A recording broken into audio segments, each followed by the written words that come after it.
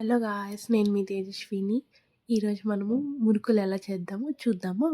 So, ఏంటి పండగ అయిపోయాక మురుకులు రెసిపీ అప్‌లోడ్ చేస్తున్నానని అనుకోకండి. సో, దీనికొచ్చేసి మనం ఫస్టు ఒక 6 గ్లాస్ ఆఫ్ రైస్ ఫ్లోర్ బియ్యపు పిండి తీసుకుందాము. ఆ 6 గ్లాసెస్ ఆఫ్ బియ్యపు పిండికి 1:30 కప్పు పుట్నాల పప్పు తీసుకుందాము. అంటే 4 గ్లాసెస్ ఆఫ్ రైస్ ఫ్లోర్‌కి ఒక కప్పు తీసుకోవాలనమాట. సో, ఇలా దాన్ని బాగా మనం మిక్సీ కొట్టుకోవాల. ఇలా మెత్తగా ఫైన్ పౌడర్ అయిపోయినాక దాన్ని జల్లించుకుందాము. సో దాట్ ఏమన్నా పార్టికల్స్ ఉంటే అవి పక్కన పెట్టేసుకొని, ఇలా ఫైన్ పౌడర్‌ని బాగా జల్లించేసుకోండి. ఇలా ఏమైనా పార్టికల్స్ ఉంటే అవి బయటకొచ్చేస్తాయన్నమాట. సో దాట్ మీకు మురుకులు చేసేటప్పుడు మీకు ఎటువంటి ఇబ్బంది ఉండదు. ఇప్పుడు బటర్‌ని మనం కొద్దిగా కరగబెట్టుకుందాము. ఇన్‌కేస్ మీకాడ బటర్ లేకపోతే మీరు ఆయిల్ అయినా వేసుకోవచ్చు. ఇప్పుడు దీంట్లోకి ఒక స్పూన్ వామేసుకోండి. కారం మీకు తగినట్టు వేసుకోండి. నేనిక్కడ 2½ స్పూన్ కారం వేసుకున్నాను. మీకు తగినట్టు కారం వేసుకోవచ్చు. ఒక స్పూన్ ఉప్పేసుకున్నాను. మీరు ఉప్పు తక్కువైతే మళ్ళా అయినా వేసుకోవచ్చు. సో, ఇప్పుడేంటంటే దీంట్లోనే ఒక 2 స్పూన్స్ ఆఫ్ సెసమీ సీడ్స్ అంటే నువ్వులు వేసుకోండి.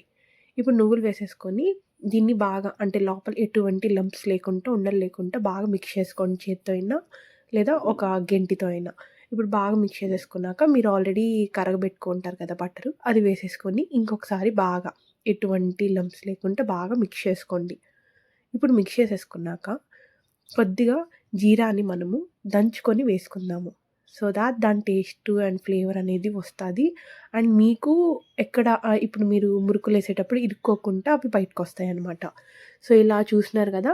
మరీ మెత్తగా అవసరం లేదు. అలా కొద్దిగా చిదాబదా అట్లా కొట్టేసుకొని బాగా వేసేసుకోండనమాట. ఇప్పుడు అన్నీ గూడా బాగా మిక్స్ అయ్యేటట్టు కలుపుకోండి. ఇప్పుడు సాల్ట్ కొద్దిగా చూసుకోండి.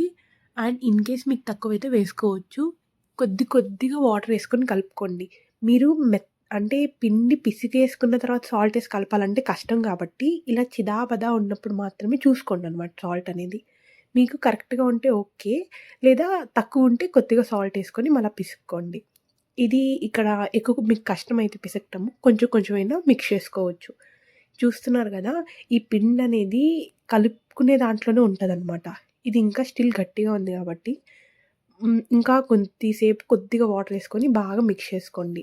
ఇలా మిక్స్ చేసుకున్నాక మీరు మురుకులు వేస్తే మీకు మంచిగా రావాలా. పిసుక్కునే విధానంలోనే ఉంటది మురుకులనేది. పిండి పిసుక్కునే విధానంలో. సో, ఇప్పుడు ఈ మురుకులు చేసుకునే మిషన్ ఉంది గదా!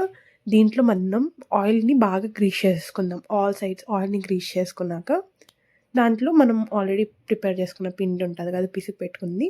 అది మనం లోపల పెట్టుకుందాము. దీనికి ముందు మనం ఆయిల్‌ని హీట్ చేసి పక్కన అంటే హీటింగ్ కోసం పెట్టుకుందామనమాట. ఇప్పుడు ఆయిల్ బాగా కాగిపోయినాక మీరు వన్స్ ఎట్ ఎ టైమ్ అయినా మురుకుల్ని ఆయిల్‌లోకి డైరెక్ట్‌గా వేయొచ్చు. లేదు మీకలా కష్టంగా ఉంది ఎందుకంటే సెగ తగులుతది ఎక్కువ మురుకులు వేసేటప్పుడు. అలా కష్టంగా ఉన్నప్పుడు ఇలా మీరు పక్కన సైడ్‌లో కొద్దిగా పెట్టుకొనైనా ఫ్రై చేసుకోవచ్చు. సో, అవి కలర్ మారినాక వెత్తేసుకోవచ్చు.